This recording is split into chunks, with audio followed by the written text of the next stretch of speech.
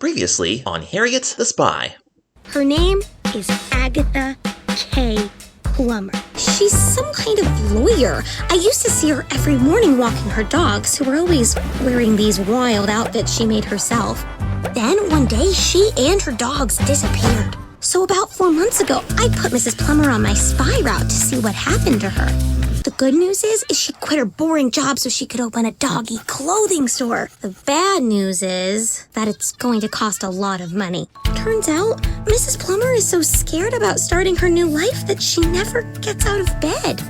Thanks to some expert spying, I know she has a hair appointment this morning. That means she'll have to get out of bed, then get her hair done, then go to the bank, get a loan, start her fabulous new life, and I will be there to witness history in the making. I'll meet you at that little park on 79th at 11. We can head back to class and I'll tell you all about the historic day Mrs. Agatha K. Plummer got off her butt and started her new life. Coming up next on Kids TV and Me, author, illustrator, and children's television enthusiast Joshua Stauffer will be talking to you today about this. Mrs. Plummer, my name is Harriet M. Welsh, and I'm sorry I keep scaring you and making your dogs go bananas, but I have to try and fix what I messed up, which is you making history.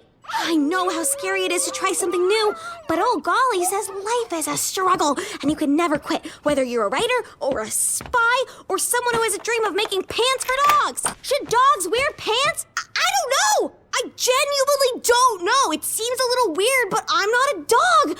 I'm just somebody who's sick of seeing you flop around like a fish on this big dumb bed. So here's the thing, and I'll keep it simple. If you don't get off your butt, get a hairdo that makes you feel like $10 million, and then go to the bank and get your loan and open your dog pants store, I swear I will barge into your room like a maniac every single day for the rest of your life. Please. Oh boy, this is gonna be a tough one. Hello everybody, this is Joshua Stauffer coming at you once again with another episode of Kids TV and Me. We got an extra one for you this week. I was gonna say episode 4.5, but I think I'm just gonna go ahead and call it episode 5 to prevent confusion. This week we will be continuing our discussion of the first episode of Apple TV's Harriet the Spy, Season 1, Episode 1, I Am a Terrible Spy. So we were not able to finish that last week because I was spending so much time studying maps and seeing which way Harriet was going on her spying journey. But more importantly, our story began with Harriet, who was supposed to do some kind of history assignment for school, and her friends Sport and Jamie were going to the library, but instead of going to the library, Harriet decided to continue spying on this lady named Mrs. Agatha K. Plummer, who has this dream of opening this dog clothing store, but she's afraid to get out of bed. So Harriet went over to try to spy on this lady in her apartment building by hiding in the dumbwaiter, but unfortunately, she got into a staring contest with Mrs. Plummer's dogs, and the dogs started barking. The nanny came in, found Harriet, she got caught, got kicked out of the apartment building. But what makes this even worse is that Mrs. Plummer was just getting ready to get out of bed. She almost put her foot in her slipper right before the dogs started barking, which means that if Harriet hadn't interfered, Mrs. Plummer actually would have taken the first step to make her dreams come true. So Harriet kind of screwed things up for everybody there. Not only for herself, but for Mrs. Plummer especially. So, what the heck is going to happen now? If you've already watched the entire episode on Apple TV, you probably know how this episode ends, but I haven't finished talking about it yet, so that's what we're going to do today. And by the way, if you tuned in this week thinking you were going to hear Rainy Rainbow, that'll be the first episode of February. That'll be next week. This is a unique situation because we had 5 Saturdays in January 2026, so we got an extra one, which is very fortunate because I needed a little extra time to talk about Harriet, so it's all working out. Alright, let's continue our analysis here. I backed the show up a few seconds. The last thing we saw before we stopped last week was Harriet getting kicked out of Mrs. Plummer's apartment, and Harriet's in the hallway being really disappointed that her mission failed, and she hears Mrs. Plummer inside saying to her dogs that now she's too upset to get out of bed and do anything after that really scary incident with Harriet. So then the picture fades to black, and then kind of abruptly comes back again.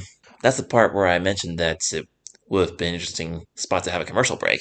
So now let's continue here. What's Harriet doing now? She's sitting in a park bench somewhere. Hey, I wonder if this is the little park at 79th that she was going to meet Sport and Janie at 11 that she had mentioned before. There's some kind of statue there with a guy sitting in a chair. Now, as I was studying these New York City maps, I found a little park called Continental Towers Condominium Plaza, but that does not look anything like the park shown here. The park on the show almost looks like it covers an entire city block, whereas this Continental Towers place is just a little courtyard with some access to 79th Street. And there is no statue here. I wonder if I can look up that statue and see where it is. Maybe they relocated the park for this fictional version of New York City for the show.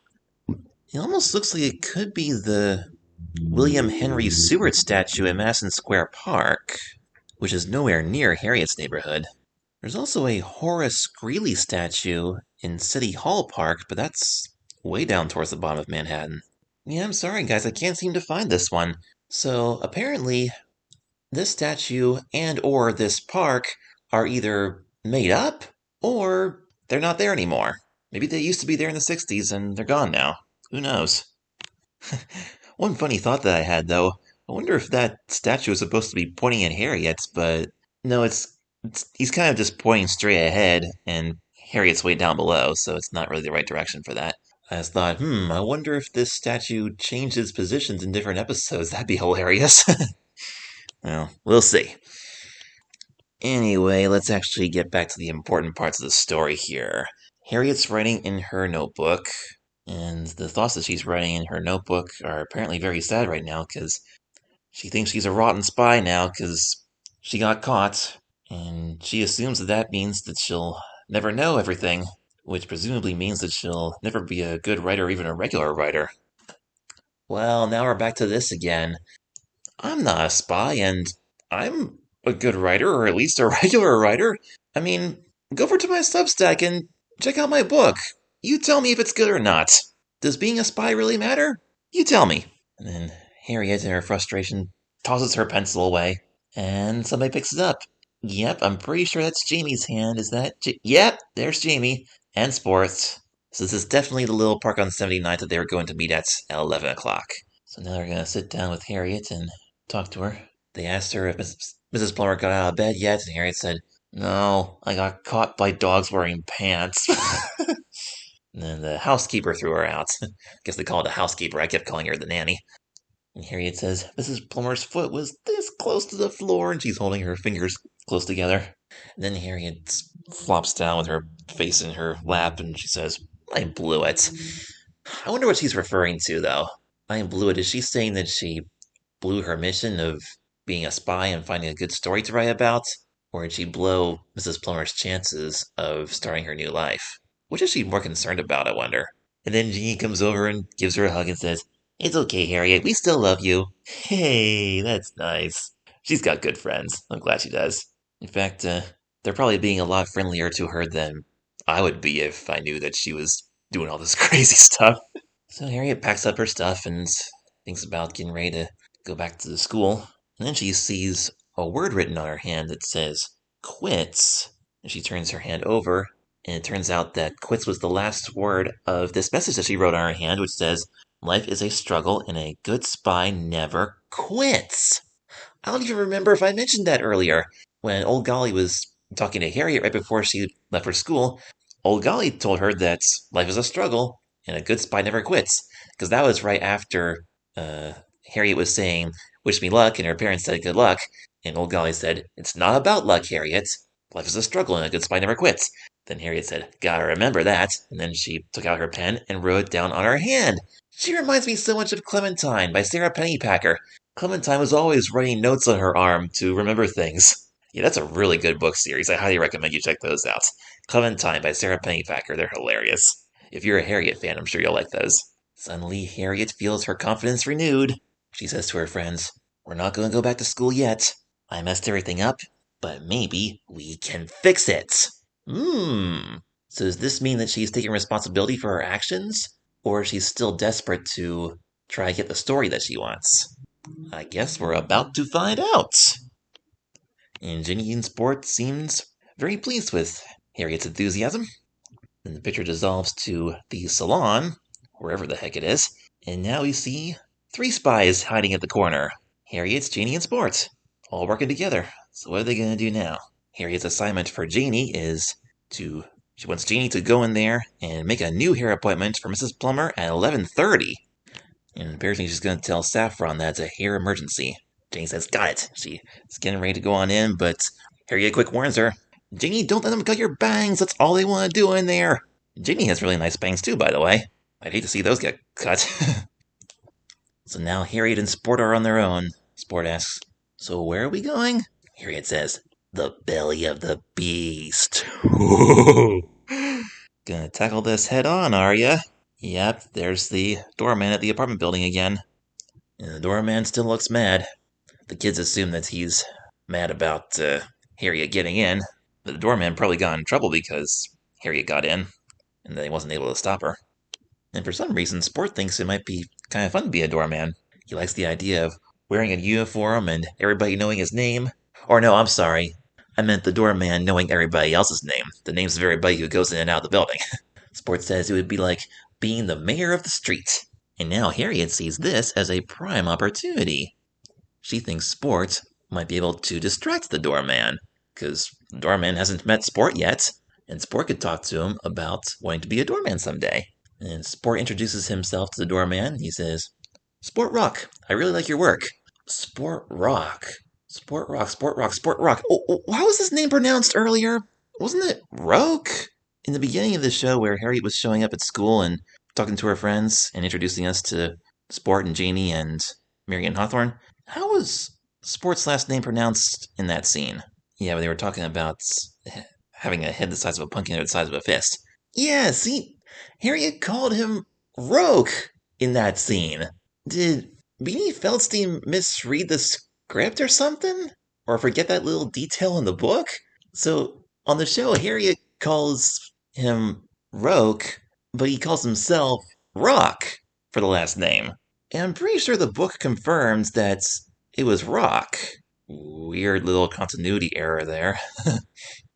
So anyway, Simon's talking to the doorman about how great his job must be, and he eventually asks the doorman if he could try on his hat.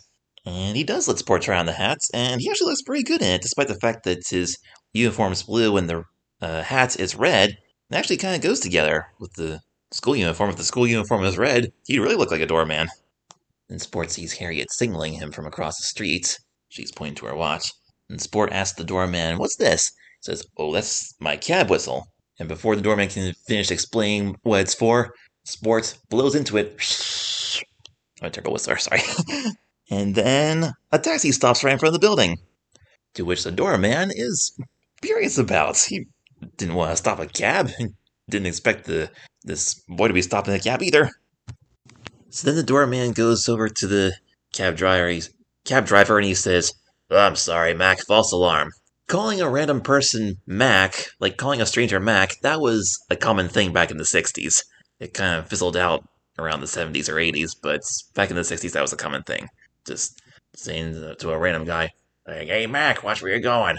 Or hey Mac, take me to this place. Saying to the cab driver or whatever. Oh, I see what's going on now. Harriet was waiting across the street, and now that the doorman's talking to the cab driver, she's gonna go and try to sneak in, so she planned this whole thing with the whistle and the taxi and... Oh my goodness, Harriet, you mastermind, you. Ooh-wee, this is really crazy. By the way, that's crosswalk sign with the hand, like the red hand, and then the white stick figure crossing for go. Were those kind of signs even around in the 60s? I thought back then they were just words. Yeah, I don't know, because I thought the version with the symbols came later.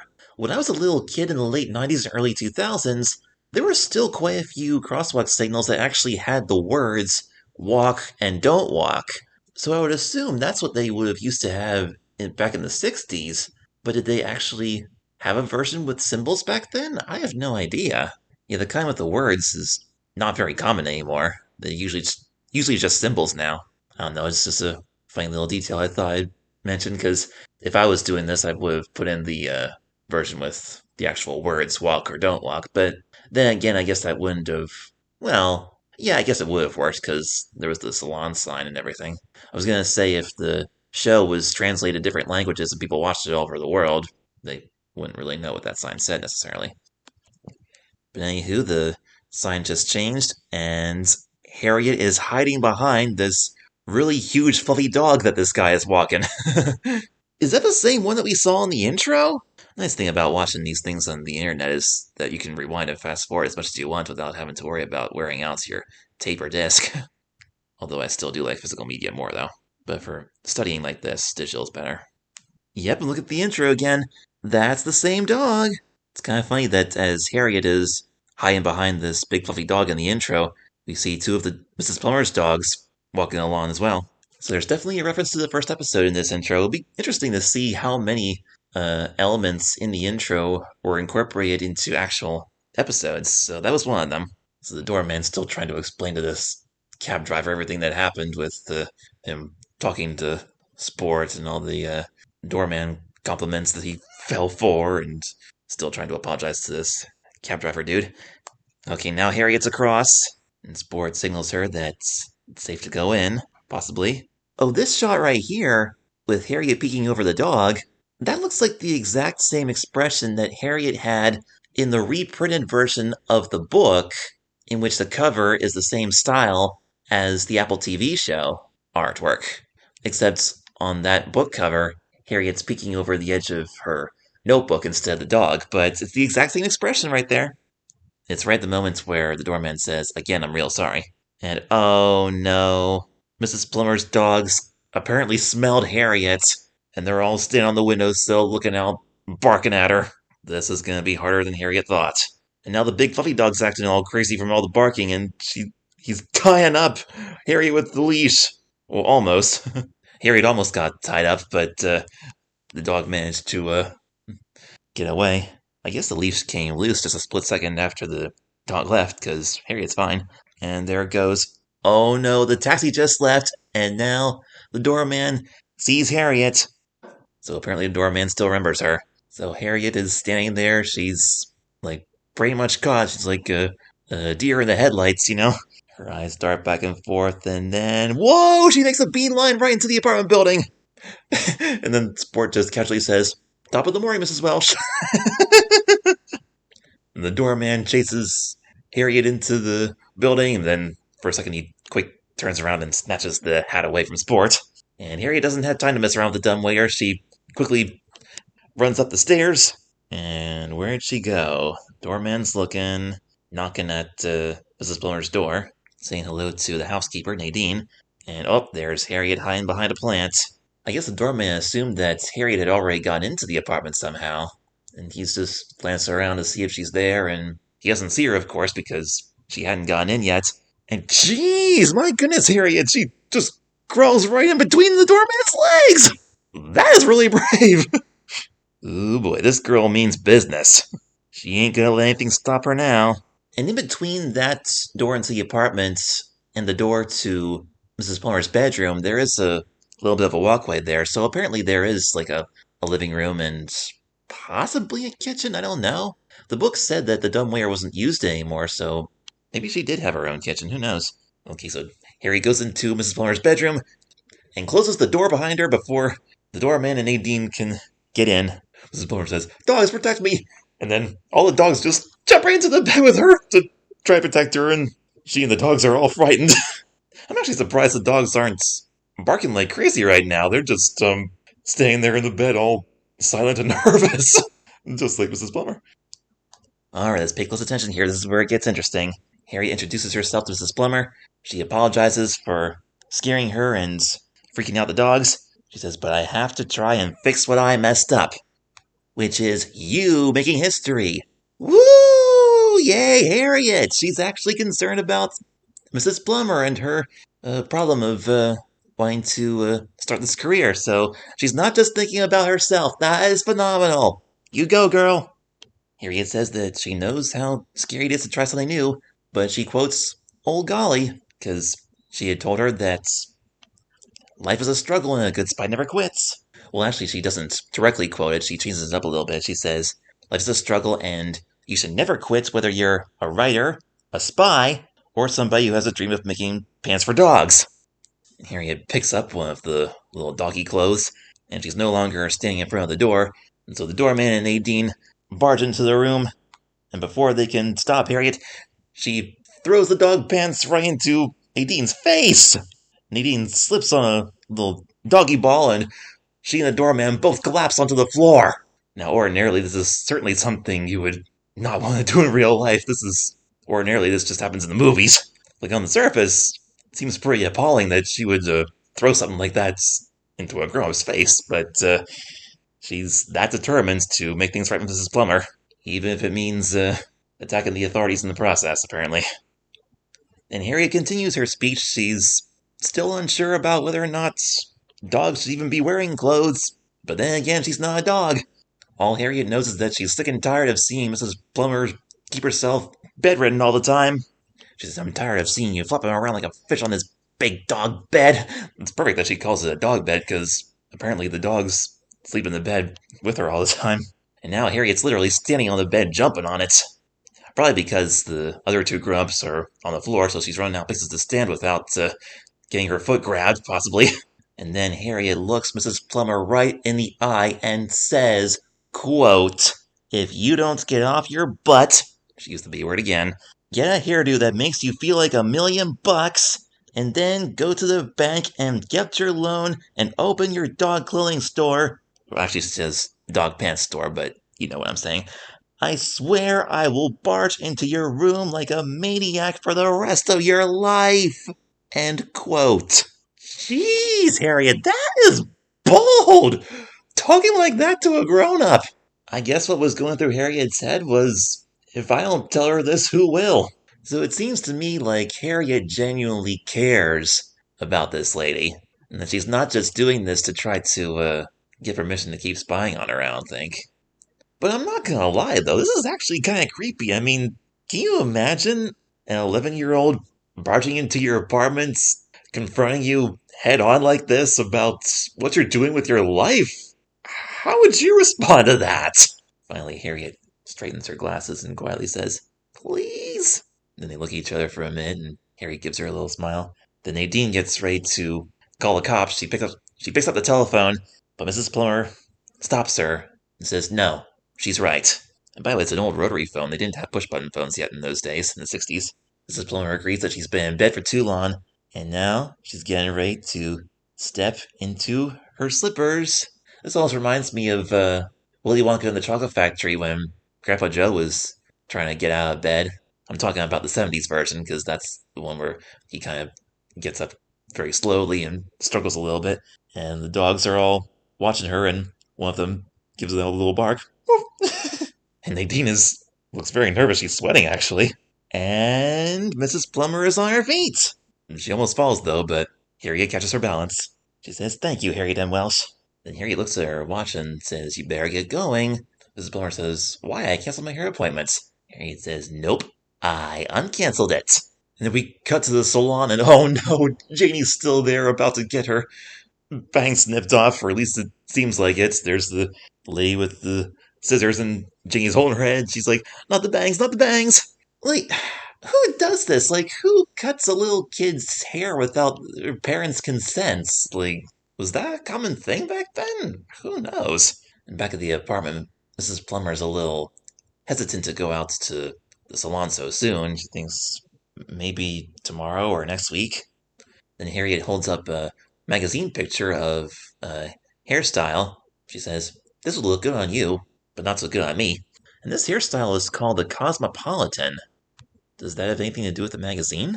Yeah, I don't know if they're saying that the name of that style is called the Cosmopolitan, or if Harriet tore that picture out of a Cosmopolitan magazine. I mean, I don't know anything about 1960s hairstyles, so. Then Harriet asked the doorman to call them a cab, And I guess he seems okay with it now. Oh wow, the doorman leans his head out of the window, the same window where the dogs are barking, and he tosses his whistle down to Sports. Wow, he sure forgave them quick. I'm surprised that none of the grown-ups gave Harriet a speech about how it was great that she helped encourage this lady, but it was not okay for her to go sneaking in like that. But apparently, you're just gonna let it go. So the doorman tosses his whistle down to Sport, and Sport's going to blow the whistle again to stop a taxicab. So then we cut to what I guess is maybe a few minutes or hours later, probably just minutes though.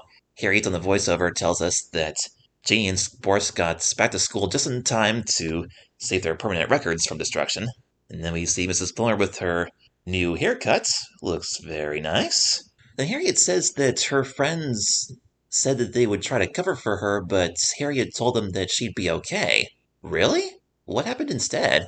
Mrs. Plummer's dogs all have matching pink sweaters and shorts, and they each bark one at a time, so apparently they're pleased with their outfits. I'm actually kind of with Harriet on this one. Like, should dogs wear pants? I would think that dogs would be bothered by wearing clothes like that. I mean, I work at a department store that has a little pet department, and they sell these funny little dog clothes, so I guess some dogs are okay with it, and some aren't. Apparently, Mrs. Plummer has the kind of dogs that don't seem to mind. And there's Harriet, standing at the corner of the building, watching Mrs. Plummer come out of the salon. And she tells us that when she got back to school, she told Mr. Horatio the truth. Really, Harriet? How did you manage that? Like, how much of the truth did you tell him? Like, did you actually tell him the whole truth about spying on Mrs. Plummer and then going back and barging through and successfully talking to her? Like, did you tell your teacher all of that? How in the world would you respond to such a thing? And as she's talking, we see the maps again. Apparently, she goes from the salon back to the bank. I'm not going to waste my time with all that again. You can study these maps all you want, I guess. We already pretty much know where the salon and the bank were located on the map when we looked at all this stuff last week. Mrs. Plummer's actually bringing her dogs into the bank with her? How is that allowed? Especially in the 60s. I guess the fact that the dogs are wearing clothes would make the bankers think that they're civilized enough to be in a bank, maybe? I don't know. And of course, Harriet's following her and watching. She says that she told Mr. Horatio that if she was going to write a paper about history in the making, she had to hang around to make sure she got all the research. Mrs. Plummer's shaking her hands with the banker, so apparently she got the deal, got the loan. Harriet says, I mean, if you were writing a paper about Washington crossing the Delaware, and you were actually on the boat. Oh, wait a minute! There's another shot from the intro. There's Harriet under her bed sheets with her flashlights, writing in her notebook. Very cute. She says if you were doing a paper on George Washington and you were on the boats, you would want to make sure that he got to the other side, right? She says. Mr. Horatio said right, but in a way that made me think I'm probably gonna be staying after school for about 10 years. And that's pretty much all she says about that. So, does this mean that she's got detention every day for a month? Like, she never actually tells us what her punishment was for that, if she even got one. I mean, obviously, the teacher's upset about what she said, or at the very least, annoyed about what she said. So now I'm wondering, did Harriet tell the teacher about following Mrs. Plummer to, like, the salon and the bank and everything? Like, all the stuff that she did after she confronted her? It could be that she just told the teacher about that and then left out the parts about sneaking in and spying and getting in trouble with the doorman and all that stuff. Because it was those extra things after the resolution that made her late. Because she would have made it back on time if she would have just gone straight back to school after she failed her first attempt. So I'm thinking that Harriet probably left a lot of details out when she told Mr. Horatio what was going on. That would be my guess. So Mr. Horatio said, right, in a way that made Harriet think that she might be staying after school for about 10 years. She's 11, she's in 6th grade, so let's see, 7th, 8th, 9th, 10th, 11th, 12th. 6 more years of regular school, plus possibly 4 years of college, that would be 10 years. So that could mean that maybe Harriet didn't get punished, and the teacher's just, giving Harriet an an annoyed response, right? Making it sound like that he wants to punish her, but he's not quite sure how. Because if she did get a serious punishment for this, which it seems like she would have by now, like, wouldn't she tell us about it? Or maybe it was so bad that she doesn't want to tell us about it. I have no idea. If you have any theories about this, let me know in the comments. If you're listening to this on Apple or Spotify or another podcast provider that doesn't have a comment section, you can either go to my Substack page at joshuastaffer1.substack.com, or you can find the post of this full episode on the Joshua Staffer YouTube channel. Those two platforms both have comment sections, so you can let me know your thoughts on this if you want to. Or you can just go to Joshua Staffer Creations on Instagram and talk to me there. But I'm not done yet. There's still a little bit to go. Alright, so now here's old Golly coming into Harriet's bedroom. She pulls the sheet off of Harriet's head and says, "It's way past your bedtime." And Harriet tells old Golly that she wants to write everything down so she won't forget, and begs her to stay up a little bit longer. Then old Golly smiles and pats Harriet's head and puts the sheet back down and says, "I won't tell. Let me take a look at the book for a minute.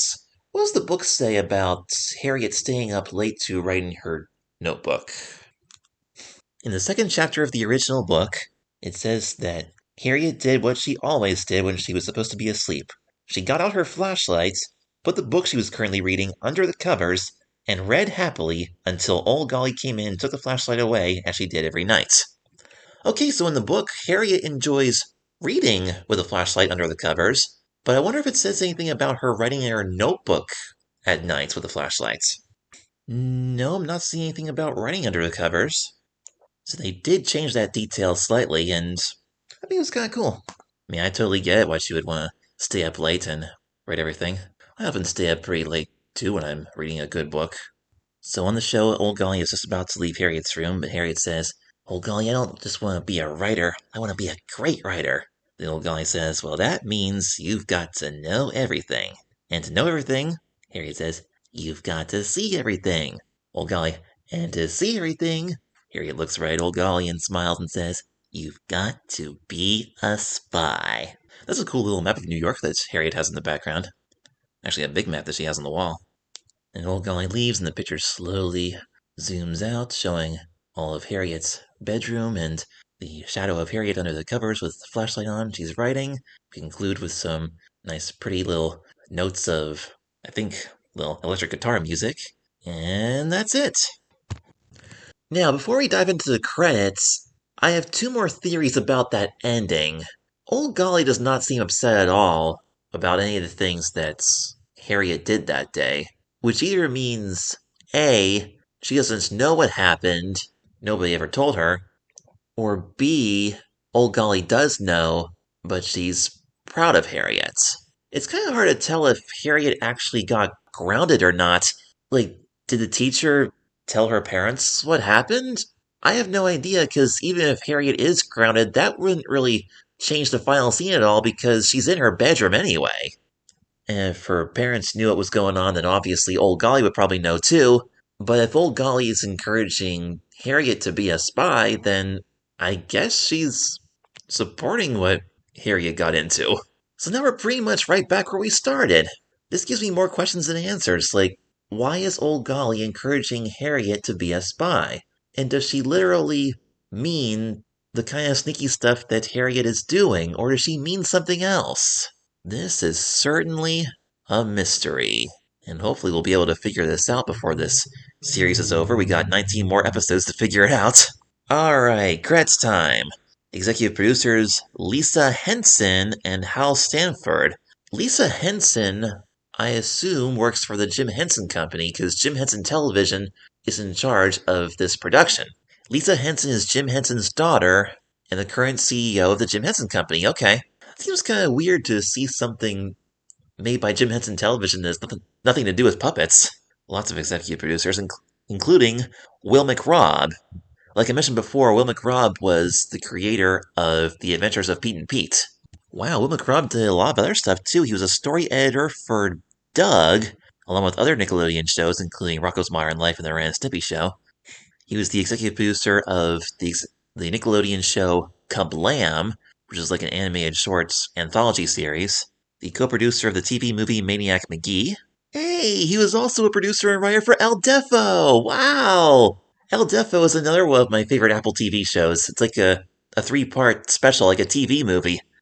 If I ever find the time, I would love to talk about El Defo on this podcast, because that's based on the graphic novel by C.C. Bell, and it's absolutely adorable. I mean, El Defo and Harriet the Spy are kind of competing neck and neck right now as far as my favorite Apple TV program. And Frog and Toad as well, of course. I don't think Will McRobb did anything with Frog and Toad, though. No, it's just Harriet and El Defo for Apple TV. Okay. But yeah, I didn't know that he worked for Doug as well. Doug's kind of a cool show. It was one of the things that inspired me to become a writer, actually. Okay, cast. Beanie Feldstein as Harriet. Beanie did a phenomenal job with the voice of Harriet. Next, we have Jane Lynch as Old Golly. Wow, Jane Lynch did a lot of stuff. She played A.S.A. Perkins in the TV drama Judging Amy. She was a reporter in a briefing room in the West Wing. She played somebody named Gail in Alvin and the Chipmunks, the 2007 movie. She played Gretchen in Shrek Forever After. She played Sue Sylvester in Glee. Alice the Other Goose in Rio. Sergeant Calhoun in Wreck-It Ralph. Jackie Greenway in Handy Manny. Mrs. Johnson in Phineas and Ferb. She played Miss Power in Word Girl. Mrs. Locks in Goldie and Bear. Calhoun in Ralph Breaks the Internet. Patty Ratsburn in Arthur. Supersonic Sue in Big Hero 6. And last but certainly not least, Mrs. Sinkelman in El Defo, Cece's teacher. There's like over 200 other roles that she played. I won't go through the whole list, of course. There's way too many there. So that's Jane Lynch. Lacey Chabert. Who's that? Or Chabert. Lacey played Marion Hawthorne. Okay. Apparently she did some voice work for some of the early Richard Scarry videos. Doesn't say what she did, though. Must have been just some random kid voice. She played young Anastasia in the movie Anastasia. Ruth P. McDougall in Hey Arnold. Tanya in American Tail. Young Vitani in The Lion King 2 Simba's Pride.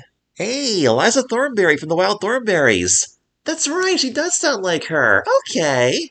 I've seen a little bit of that show. It's not one of my favorites, but yeah, I do know that voice, Eliza. So she's Marion Hawthorne now. Okay. Kimberly Brooks played both Janie and Carrie Andrews, who we haven't met yet. I think we'll see her in a later episode. I see her listed for additional voices for the Curious George movie in 2006. That's one of my favorite movies of all time. Ooh, I wish I knew what she played in that. Crispin Freeman is Harriet's dad, and he will also play Mr. Withers, who we'll see later in either episode 3 or 4. Well, what do you know? He was also the voice of Alex in Madagascar. He was the main character of that movie, the lion. Grey Griffin, that voice sounds familiar. That name sounds familiar. When did she play on Harriet? They don't have the names of the characters listed next to the voice actors in these credits. I gotta look them up on IMDb here. Harriet's mom, okay. Also, Beth Ellen Hansen and Saffron. Saffron was the barber lady, the hairdresser in the salon. She played Revan Evan in JJ the Jet Plane. Yo! Emily Elizabeth and Clifford the Big Red Dog! Nice! Yeah, Clifford's another classic that I grew up with. Maybe in one of the coming years, if I'm looking for another show to talk about, we might do some Clifford. Daphne Blake in Scooby-Doo. She played Lore Macquarie in The Weekenders. Oh, she also played Emily Elizabeth's mom in Clifford, Mrs. Howard. She played Wubsy in Wow Wow Wubsy. Betsy in the Curious George TV series on PBS. In Word Girl, Grey Griffin played Lady Redundant Woman, Miss Question, and Mrs. Ripley. Brandon Higsby, Diane, and Monique in As Told by Ginger. Wonder Woman in DC Superhero Girls. Lola, Lena, and Lily in The Loud House. Star vs. the Forces of Evil, Queen Moon, and Jackie Lynn Thomas. Oh yeah, she was also Azula in Avatar The Last Airbender. Bumper Robinson played both Mr. Horatio and the Doorman in Harriet the Spy. Charlie Schlatter as Sport on Harriet the Spy. And that's it for the voices. Harriet the Spy theme song by Courtney Barnett. And speaking of which, we do hear the opening theme again in these credits. And it's the exact same song, but there's an additional line that we hear. And I try my best to do good. In the neighborhood I smile real nice, and I strive to tell the truth. I'd say that's probably my favorite part of the song. Okay, here's what I wanted to see. Character designers. Sashio Cook, Yves Menchikova, and Jacob Ospa. Yves was also one of the background designers. Yeah, I don't think any of these artists did any other shows of their own or types of books or graphic novels. I really wish they would have, though. I would love to see a Harriet the Spy graphic novel in this style. That would be awesome. I would definitely buy something like that. But yeah, shout outs to everybody who did the animation on this show. It's absolutely gorgeous. It's interesting how they have ink and paints listed in the credits and 4 names underneath that. Did they actually animate this with cells? No way, that couldn't be. Well, maybe they could have, and just scanned them into the computer digitally, like they did with Little Bear. Because you notice they call it ink and paint instead of digital ink and paint. Yeah, I don't know. Production services provided by Titmouse Incorporated. Oh, Titmouse! That's the same studio that did Frog and Toad!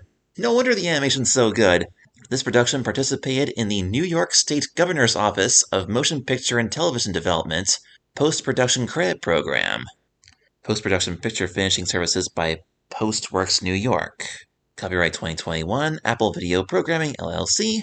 The Jim Henson Company.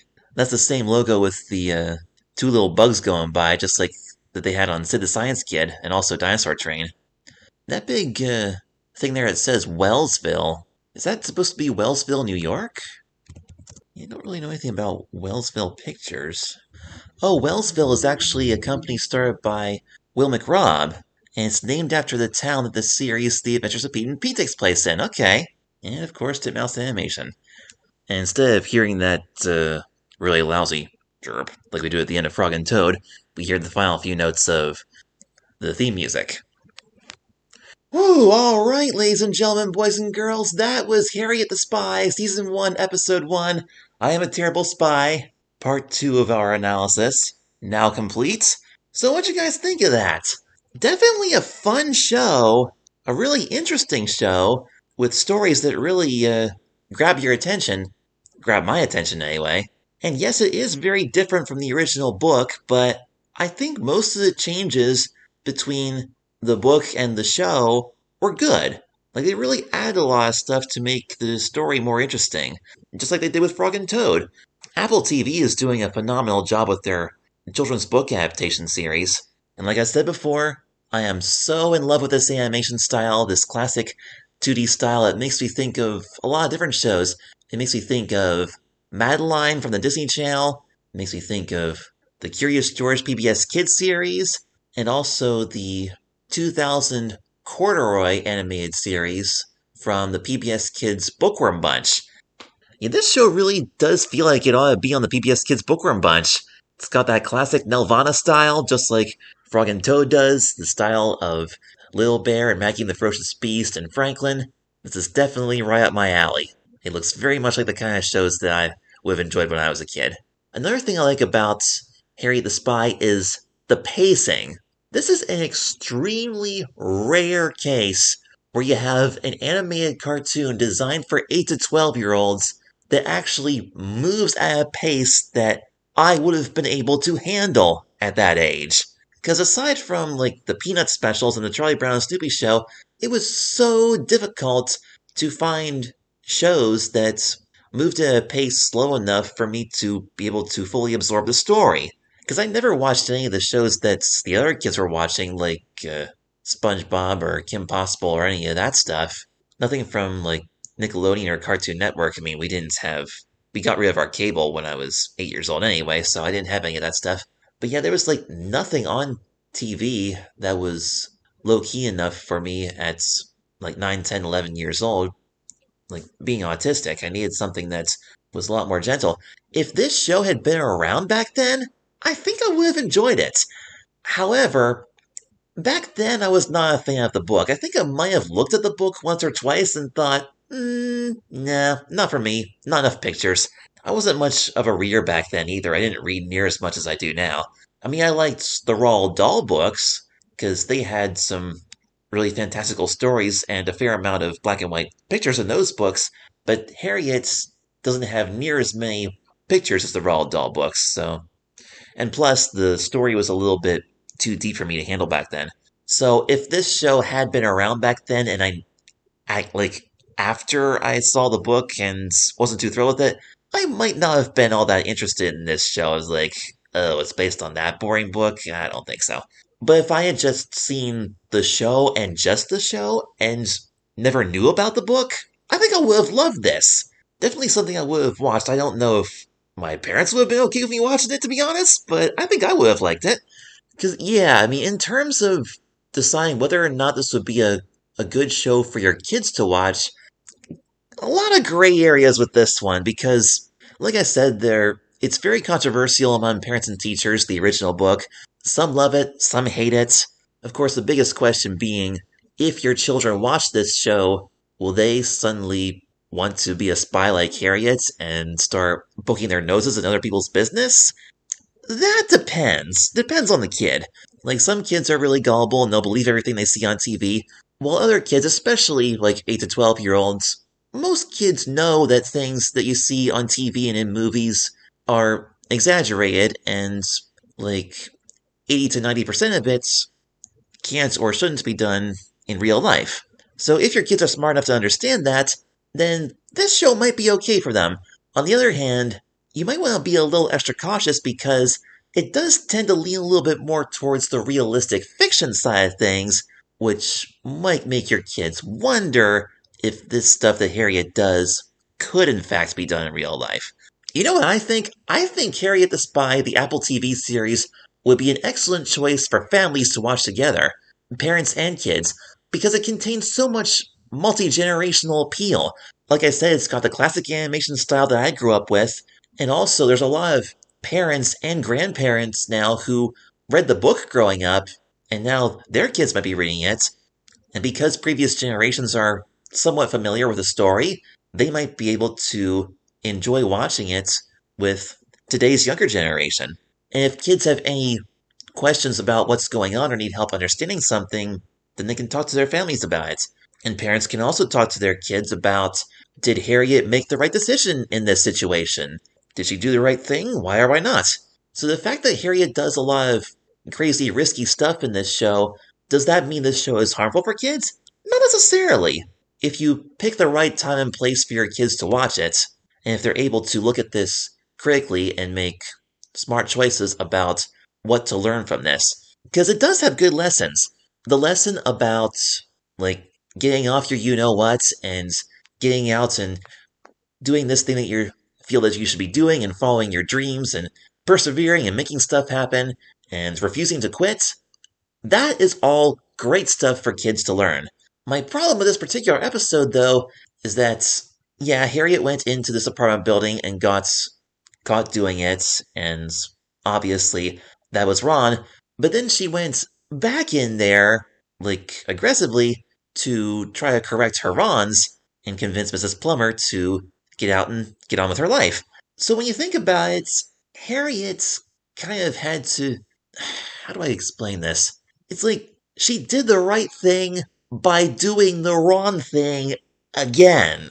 That's really weird because I've heard people say that two wrongs don't make a right.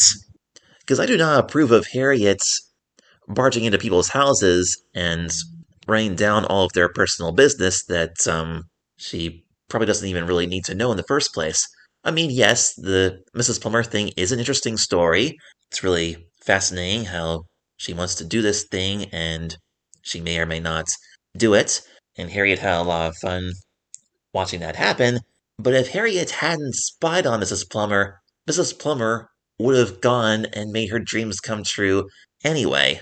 Then Harriet went in and spied on her, and then messed it up, and then Harriet had to go in there again to try to resolve all of this. So I thought that was kind of weird. You definitely want to have a conversation with your kids about that and talk about what parts of it were right or wrong.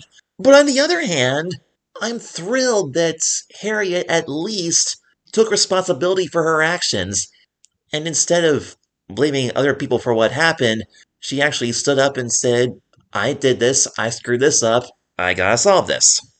So that was good, I enjoyed that. The only thing that's I think would make this better is if there was some way, shape, or form that Harriet could learn that there are other ways to learn about the world around you and become a great writer besides spying, because it seems pretty obvious that the main message in all of this is that to be a great writer, you gotta know everything, you gotta see everything, and you gotta be a spy. I don't agree with that at all. I believe there are other ways to be a great writer. It is good to be observant, but you can do it in a way that doesn't bother people. But despite all that, I still enjoy this show. It's beautifully crafted, it's well written, the voices are great, the character designs and the backgrounds are all gorgeously inked and painted. All the ingredients are there for a fantastic show. So it'll be really interesting as we go through this series to see how the stories progress and develop, how the characters grow and change, and what direction they decide to go with this. So I'm looking forward to analyzing some more of Apple TV's Harriet the Spy with you guys. And what do you know, I actually managed to finish this recording all in one evening, because this is kind of a shorter one. We didn't do the full 2 hours, didn't really need to because we had 2 hours of this last week. It usually takes me a couple days to record this, but I did it all in one night, that's cool. So if you come back at the end of February, the final week of February, we will do the second episode of Harriet the Spy, which is called Coat Vote. That'll be the end of February.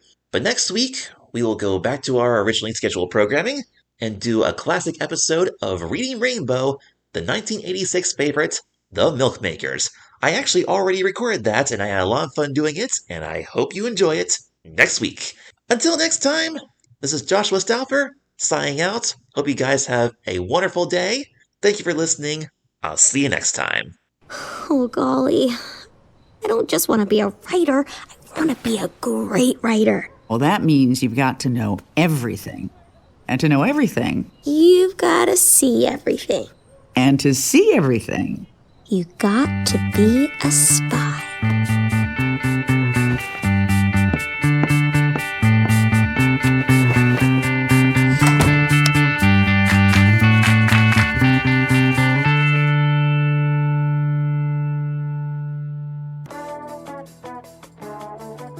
Kids TV and Me is a fan-made podcast and is not affiliated with any of the programs, production companies, or networks mentioned on the show.